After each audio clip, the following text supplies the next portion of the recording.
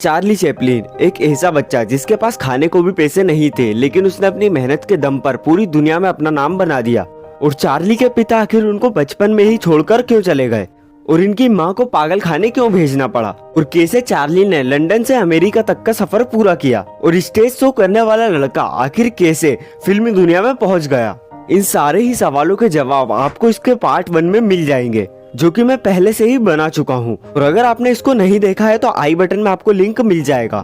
Part 1 में हमने आपको बताया था कि 1914 में चार्ली ने अपना पहला कदम फिल्मी दुनिया में रख दिया था, और इस वीडियो में हम यहीं से इसकी कहानी कंटिन्यू करने वाले हैं और बताएंगे कि आखिर क्यों चार्ली को अमेरिका से बैन कर दिया गया और आखिर इनको कहां कहां पर अवार्ड्स मिले और आगे जाकर इन्होंने कौन कौन से टीवी शोज किए।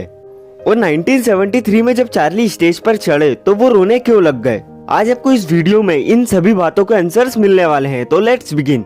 1914 में फाइनली चार्ली चैपलिन अमेरिका पहुंच गए और इसके बाद ये वापस कभी भी लंदन नहीं आएंगे। 2 फरवरी 1914 में इन्होंने अपना पहला एक्टिंग डेब्यू दिया और इन्होंने ये डेब्यू मेक ए लिविंग नाम की एक शो में दिया था। और यहाँ पर जब चार्ली ने एक्टिंग की तब इनके डायरेक्टर से इनकी बनती नहीं थी, क्योंकि चार्ली चाहते थे कि इनके सीन्स को और भी अच्छे से लिया जाए और भी एंगल लिए जाए, मगर डायरेक्टर का कहना था कि यही सही है। वो कहते थे कि यहाँ पर तुम अभी नए आए हो तो हमको मत सिखाओ। पर चार्ली ने जब एक्टिंग शुरू की तब लोगों ने उन्हें बहुत पसंद किया और उन्हें बहुत प्यार दिया, मानो उस समय उनके कंपटीशन में कोई था ही नहीं जो कि उनकी तरह एक्टिंग कर सके और लोगों को हंसा सके। और इसके बाद उन्होंने पीछे मुड़कर नहीं देखा। इसके बाद इनको तारीफें मिलने लगी और इनको comedy of the first voter बोला जाने लगा।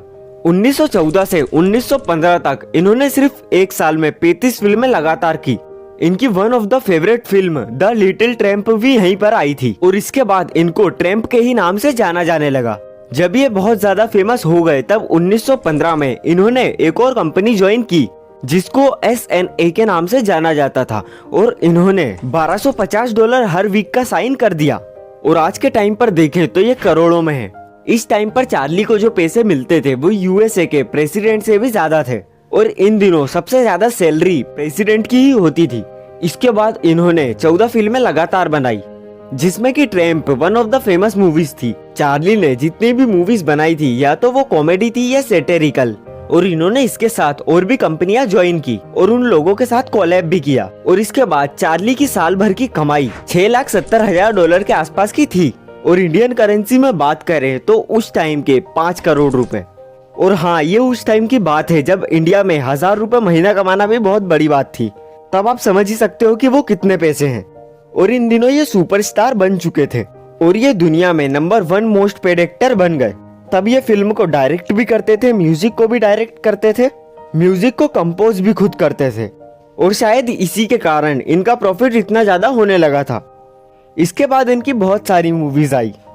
इसके बाद चार्ली को परफेक्टनेस्ट बोला जाने लगा, मतलब कि इन्होंने किसी में काम किया है तो इनसे तो गलती हो ही नहीं सकती। फिर गोल्ड रशिया कोर आई, ये भी एक साइलेंट मूवी थी। और सिटी लाइट्स के प्रीमियर में उसी टाइम के एक और महारथी को भी बुलाया गया जिसको कि हम एल्बर्ट आइंस्टाइन के नाम से जानते हैं। और ये दोनों ही बहुत अच्छे दोस्त थे। ये दोनों ही अपनी अपनी फील्ड के महारथी थे और इसके पहले भी ये दोनों एक बार मिले थे। तब एल्बर्ट ने कहा था कि सर, आप साइलेंट मूवीज बनाते हो और इतने फेमस हो और आपकी जो मूवीज है वो सबको समझ आती है। तो चार्ली ने कहा कि ये बात तो सही है, पर आप मुझसे ज्यादा फेमस हो और आपको इतने लोग जानते हैं और आपको नोबेल पुरस्कार भी मिला है, पर आप जो काम करते हैं वो किसी को समझ क्यों नहीं आता। तो तभी इनकी बहुत अच्छी दोस्ती हो गई। इसके बाद इन्होंने म्यूजिक स्कोर भी देना शुरू कर दिया। तभी इसके बाद इनको ऑस्कर भी मिला। और सबसे खास बात तो ये थी कि चार्ली को एकेडमी अवार्ड कभी भी उनकी एक्टिंग के लिए नहीं मिला। इनको सबसे पहला अवार्ड 1919 में मिला, जो कि इनके काम को और इनके जीनियस होने के कारण मिला। और इसके बाद 1922 में मिला और फिर मोशन पिक्चर के लिए उसके बाद 1973 में मिला, जो कि लाइमलाइट में इन्होंने बेस्ट स्कोर दिया था, इसके कारण मिला था। इनको एक्टिंग के लिए कभी भी कोई अवार्ड नहीं मिला। और 1973 में जब चार्ली को ऑस्कर मिला तब वो स्टेज पर चढ़कर रोने लगे थे, क्योंकि जब ये 1973 में अवार्ड लेने आए थे तब ये लगभग 30 साल बाद अमेरिका आए थे, क्योंकि अमेरिका से इनको बैन कर दिया गया था। इसके बारे में भी हम बात करेंगे। ऑस्कर लेने के लिए जब चार्ली 1973 में स्टेज पर चढ़े तब असल में लोगों ने 12 मिनट तक लगातार खड़े होकर तालियां बजाई थी। और ये जो क्लिप आप देख रहे हो ये वही क्लिप है। और यहाँ पर इनको बहुत सम्मान दिया गया जिसके ये हकदार भी थे। और इतने सालों बाद जब चार्ली आए थे तब वो स्टेज पर रोने ही लगे। तो अब हम फिर से 1940 में आते हैं। 1940 में इनकी द ग्रेट डिक्टेटर आई और इसमें हिटलर और मसोलिनी की गवर्नमेंट का मजाक उड़ाया गया था। और ये मूवी लगभग वर्ल्ड वॉर 2 के टाइम पर आई थी, जिसके कारण पूरी दुनिया वॉर में लगी हुई थी। और अब यहाँ से हालात चेंज होने लगे और चार्ली ने वर्ल्ड वॉर 2 में ऐसी कुछ चीजें बोल दी जिसके बारे में इनको नहीं बोलना चाहिए था, जिससे कि इनको गलत साबित किया गया। चार्ली का कहना था कि अगर आपको कहीं पर दुख मिल रहा है तो वहां से भाग जाओ। चार्ली के इस बात को बोलने का मोटिव अलग था, लेकिन सरकार ने इसको बहुत ज्यादा गलत समझ लिया और हालात इतने ज्यादा खराब हो गए थे कि इनको रशियन एजेंट भी बोला जाने लगा। और जब चार्ली इन सारी चीजों में फंसे तो इनका डाउनफॉल चालू हो गया और जो इनके हेटर्स थे उन्होंने इनको और भी भड़काना चालू कर दिया।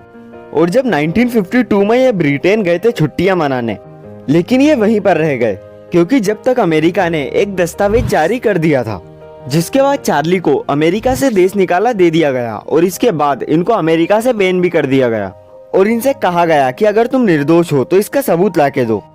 चार्ली ने अपनी पूरी सक्सेस अमेरिका में देखी थी। लॉस एंजलिस और बाकी जगह इनके दिल के बहुत खास थी, लेकिन चार्ली फिर अमेरिका नहीं आ सके। तब चार्ली लंदन चले गए, लेकिन वहां भी बात नहीं बनी।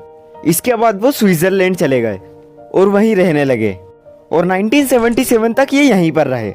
इनकी वाइफों के बारे में बात करें तो इनकी 4 शादियां हुई थी और ये चारों ही इनसे उम्र में बहुत छोटी थी। इनकी जब पहली शादी हुई थी तब ये 28 के थे और इनकी पत्नी 16 साल की। और इनकी दूसरी पत्नी से भी जब इनकी शादी हुई थी तभी वो भी 16 साल की थी और तीसरी भी 17 या 18 के आसपास की थी। और जब इनकी चौथी शादी हुई तब ये 54 साल के थे और इनकी वाइफ 18 साल की थी और इनके 11 बच्चे थे, लड़की और लड़कों को मिलाकर। 1952 के बाद से ये अमेरिका नहीं जा पाए, पर काम इन्होंने बखूबी किया। इन्होंने यहाँ पर रहकर भी बहुत सारी मूवीज निकाली और 1970 आते आते यूएसए ने इनको रिकॉग्नाइज करना शुरू कर दिया था और 1973 में इनको अकेडमी अवार्ड मिला, जिसके बारे में अभी हमने बात की थी, जिसमें कि इनके लिए 2 मिनट तक तालियां बजी थी।